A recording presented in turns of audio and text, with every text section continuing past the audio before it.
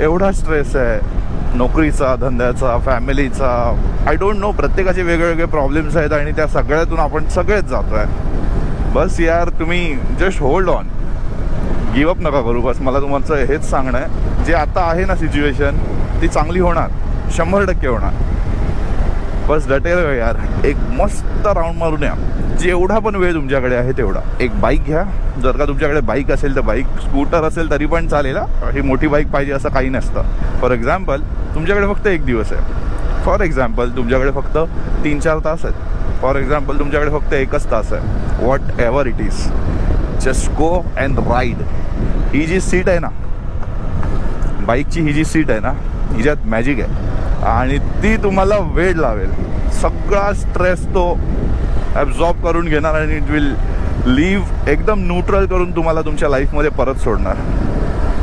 आणि याचा फायदा असाच